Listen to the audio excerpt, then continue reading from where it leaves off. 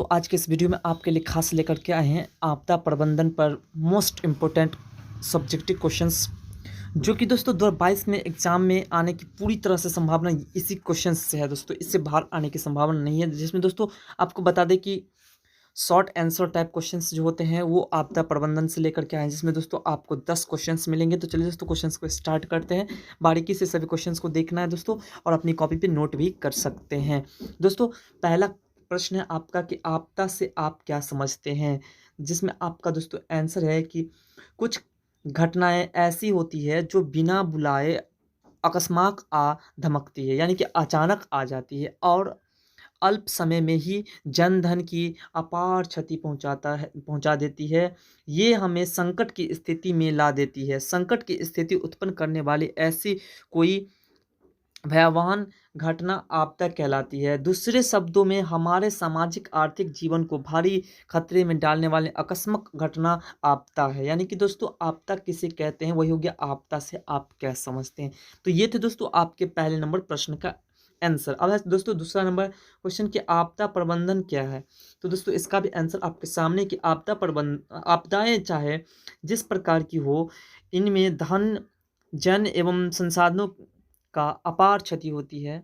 इस संभावित अपार क्षति को कम करने की का उपाय ही आपदा प्रबंधन कहलाता है। यानी कि दोस्तों आपदा को रोकने वाले व्यवस्था को हम आपदा प्रबंधन कहते हैं। तो दोस्तों चलते हैं 3 नंबर प्रश्न की ओर। बारीकी से दोस्तों आपको सभी प्रश्नों का आंसर देखते चलना है और अपनी कॉपी में आप नोट भी कर सकते हैं।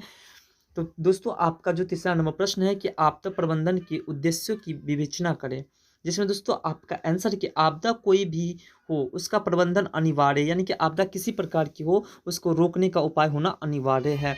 आगे दोस्तों आपदा से न केवल विकास कार्य अवरुद्ध होते हैं, बल्कि विकास कार्यों में कई व्यवधान उपस्थित होते हैं। कोई भी प्रबंधन कार्य तब तक सफल नहीं हो सकता है जब तक उसमें आप आम लोग की सहभागिता नहीं होती है।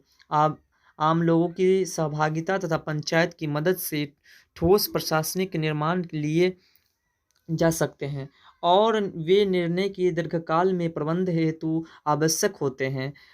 पूर्वानुमान या पूर्व जानकारी से अपने आसपास घटने वाली किसी भी संभावित विनाश से बचा जा सकता है। उत्तर बिहार के लोग कोसी की विनाशशीला से बचने के लिए आपसी सहयोग से बाढ़ के अनुरूप जीवन शैली बना ली है। यानी कि दोस्तों आपदा प्रबंधन के उद्देश्य की विवेचना का मतलब ये है कि दोस्तों आपदा प्रबंधन से बचने के क्या क्या उपाय हो सकते हैं और किस तरह से उनका वर्णन है, इस तरह से आपको इसका आंसर था। ये था दोस्तों आपके 3 नंबर प्रश्नों का आंसर। अब है दोस्तों 4 नंबर प्रश्नों के आंसर कि आपदा कितने प्रकार के होते हैं, यानी कि आपदा जो है वो कितने प्रकार के होते हैं। आपदा समझते हो दोस्तों क्या होता है, ऊपर भी इसका आंसर आप समझ चुके हैं, यानी कि किसी प्रकार की घटना ही आपदा होती है।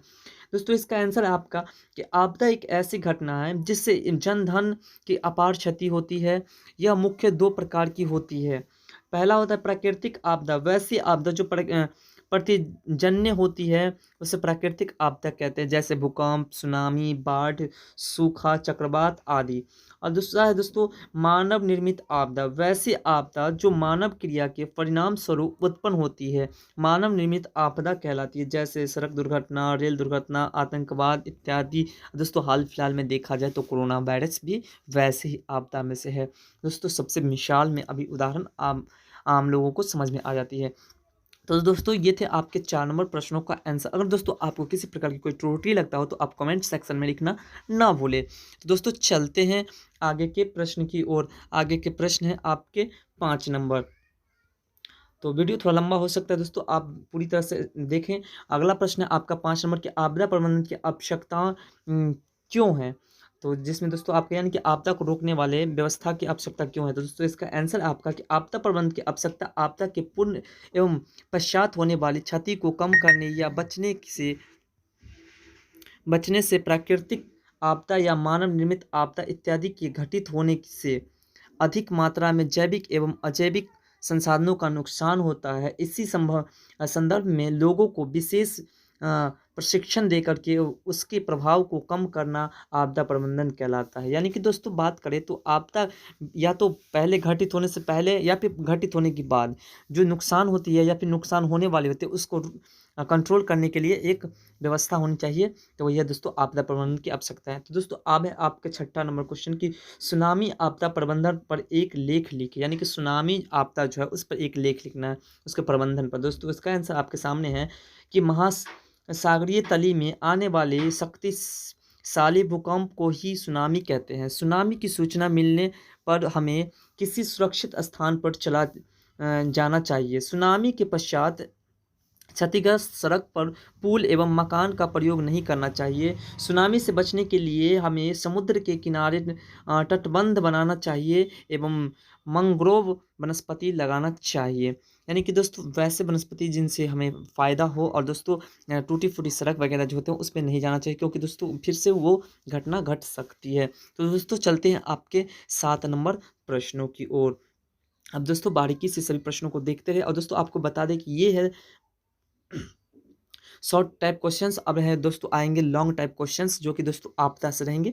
और उसके बाद दोस्तों आप मैथिली के, नॉन हिंदी के या फिर मैथ के, सोशल साइंस के जितने भी ऑब्जेक्टिव क्वेश्चंस नहीं देखे हैं तो दोस्तों उसका भी हमारे D4 स्टडी चैनल पर अपलोड है, वहाँ से आप देख सकते हैं। दोस्तों ऊपर के आइकॉन से भी कुछ वीडियो को आप देख सकते हैं।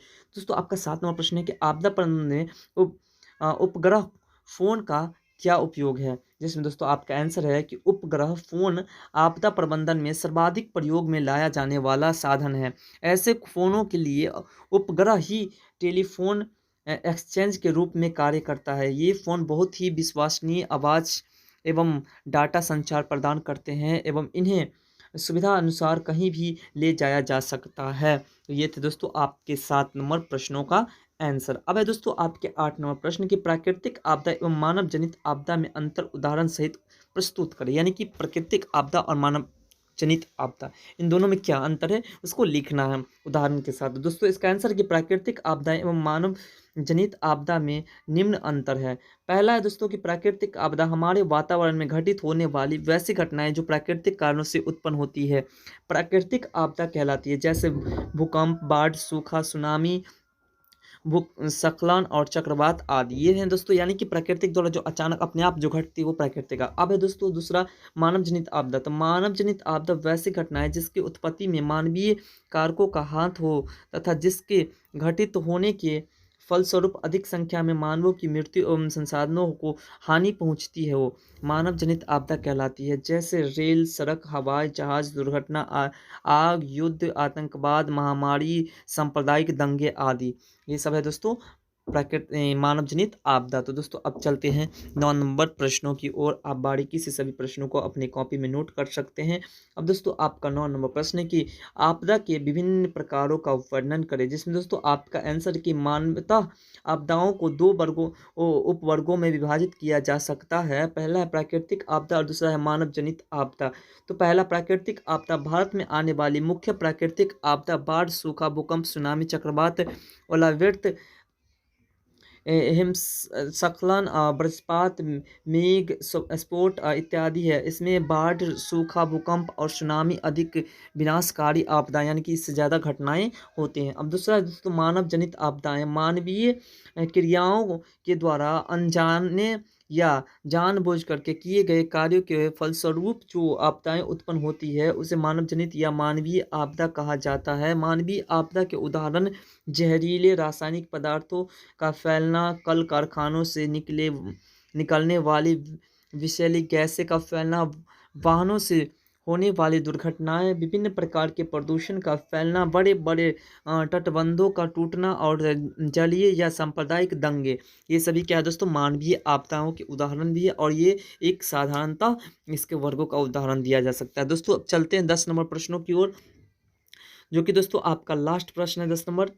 तो 10 नंबर प्रश्न है दोस्तों आपका कि बाढ़ की स्थिति में अपनाए जाने वाले आकस्मिक प्रबंधन का वर्णन करें, जिसमें दोस्तों आपका आंसर कि बाढ़ की एक ऐसी प्राकृतिक आपदा है जिससे जान माल एवं मवेशियों को भारी क्षति पहुंचती है। बाढ़ की स्थिति उत्पन्न होने पर आकस्मिक प्रबंधन के तहत सबसे पहले जल से धीरे धीरे हुए घिरे हुए व्यक्ति को निकाल करके सुरक्षित स्थान पर ले जाना चाहिए। उसके बाद मवेशियों को तथा घर के आवश्यक सामग्री को सुरक्षित स्थान पर ले जाना चाहिए। सुरक्षित स्थान पर पहुंचाने के बाद भोजन, पेयजल, वस्त्र एवं समुचित दवाओं का प्रबंध किया जाना चाहिए। तो ये थे दोस्तों आपके 10 नंबर प्रश्नों के आंसर। तो दोस्तों आशा करता हूँ कि हमारे द्वारा बताई गई जानकारी आपदा प्रबंधन से लघु उत्तरीय प्रश्न में बहुत ही इंटरेस्टेड प्रश्न था, जो कि दोस्तों 2022 के एग्जाम के लिए बहुत ही महत्वपूर्ण है। अगर पसंद आए तो दोस्तों वीडियो को लाइक करें, कमेंट करें और चैनल पर नहीं तो चैनल को सब्सक्राइब करें। वीडियो को अपने दोस्तों में शेयर करना ना